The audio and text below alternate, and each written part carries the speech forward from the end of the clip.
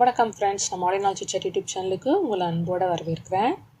வாங்க நம்ம நேராக கதைக்குள்ளே போயிடலாம். டேஞ்சர் சொசைட்டி மீட்டிங் நடந்த ரூமை விட்டு வெளியே குதிச்ச ஜேம்ஸ் அவர் வந்த வழியை நோக்கி வேகமாக ஓடினார். ஆனால் அங்கே ஏற்கனவே கார்டனை ஃபாலோ பண்ணி வந்த 5 செக்யூரிட்டி கார்ட்ஸ் ஒரு ஏணியை சுவத்தில் சாய்ச்சிக்கிட்டு நின்றுட்டு இருந்தாங்க.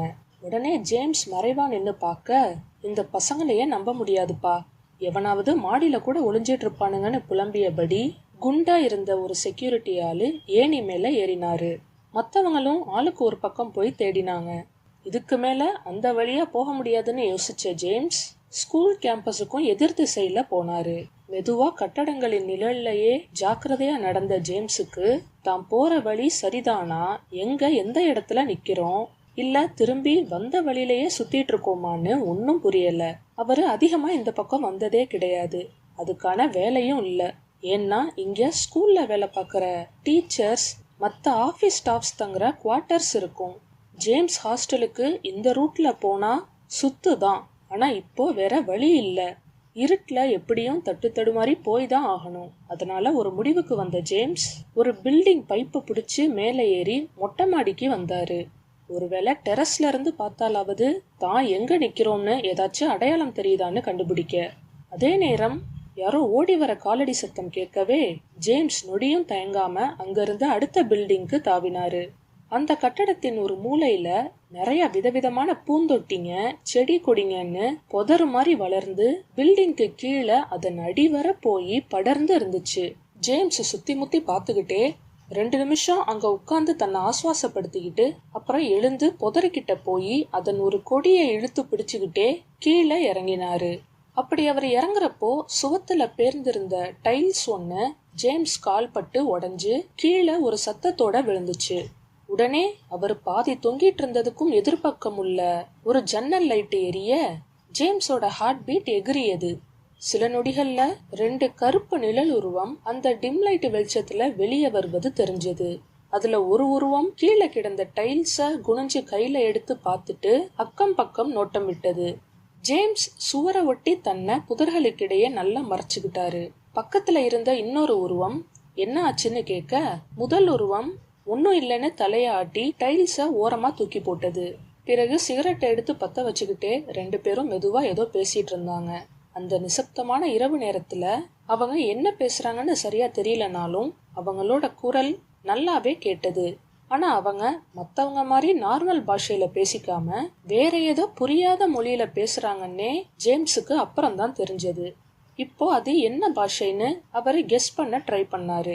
ஜேம்ஸ் பல்வேறு மொழிகள்ல கை தேர்ந்த வல்லவர். ஆனா இதுன்னு ஜேம்ஸ் மூளைய கசக்கிட்டு இருந்தப்போ அவர் காதுல விழுந்த 2 வார்த்தைகள் அவரை வாய்ப்பிழக்க வைத்தது. ஒன்னு போட், இன்னொன்னு பிளட்.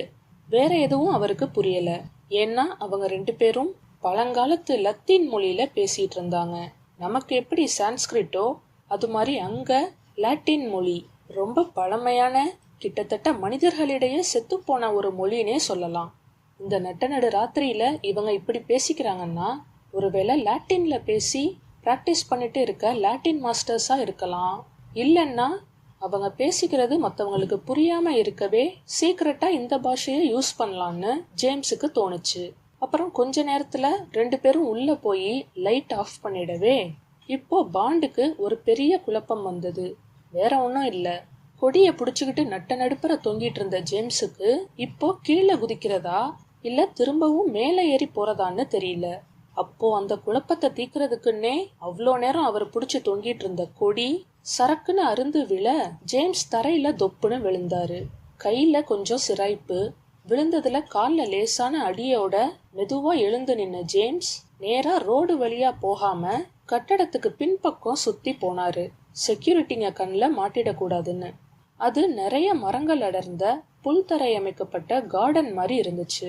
அங்க ஒரு மூலையில கிணறு கூட இருந்தது. அதுக்கு பின்னாடி பாதி கட்டியும் கட்டப்படாமலும் ஒரு காம்பவுண்டு சுவர் இருந்துச்சு. ஜேம்ஸ் பாண்ட் கிட்ட போய் காம்பவுண்டை தாண்டி உள்ள நடந்தாரு. பாண்டுக்கு இது சுத்தமா பார்த்தே இராத புது வழியா தோணவே இப்படி போனா ஹாஸ்டலுக்கு திரும்பிடலாம்னு கண்டிப்பா நம்பினாரு. ஆனா அங்க பாலடைஞ்ச கோயில் மண்டபம் மாதிரி ஒண்ணு தெரியவே சுத்தி முத்தி பார்த்துக்கிட்டே பதுங்கி ஜேம்ஸ் உள்ள போனாரு. கட்டடத்து உள்ள ஒரே கும்மிருட்டா இருக்க டார்ச்சை எடுத்து ஆன் பண்ணாரு. சோஃபா, டேபிள், சேர், புக் ஷெல்ஃப், சுவர்கள்ல 4-5 ஆயில் பெயிண்டிங்ஸ்னு அதன் வெளித்தோற்றத்துக்கு மாறா உள்ள நீட்டா சுத்தமா இருந்துச்சு. ஜேம்ஸ் அந்த ஹாலோட நடுவுல போய் நின்னு டார்ச்சை சுத்தி அடிச்சு பார்க்க ஒரு ஓரத்துல பெருசா போடப்பட்டிருந்த டேபிள் கிட்ட போனாரு. அது மேல 2 மரப்பெட்டியும் பக்கத்துல ஒரு வேர்ல்டு மேப்பும் விரிக்கப்பட்டு இருந்துச்சு. பெட்டி மேல பெருசா ரெட் கலர்ல MM பொறிக்கப்பட்டிருந்துச்சு. அதை திறந்து பார்த்தா உள்ள கனமான பைண்டிங்கோட ஒரு பெரிய புத்தகம் ஒண்ணு இருந்துச்சு. ஜேம்ஸ் புக்கோட முதல் பக்கத்தை புரட்ட அங்கேயும் MM பெருசா அச்சிடப்பட்டிருந்துச்சு. உன்னை முழுசா படிக்க இப்ப எனக்கு டைம் இல்ல, யாராவது வரதுக்குள்ள நான் இங்கிருந்து போகணும்னு முடிவு பண்ண ஜேம்ஸ் அங்கிருந்த ஒரு கதவு கிட்ட போனாரு. அதை திறக்க போய் முடியாம போகவே ஜேம்ஸ் திரும்ப திடீர்னு கரண்ட் ஷாக் அடிச்சத போல நெஞ்ச புடிச்சுக்கிட்டு திகிலோட எதிரில பார்த்தாரு. Thank you friends.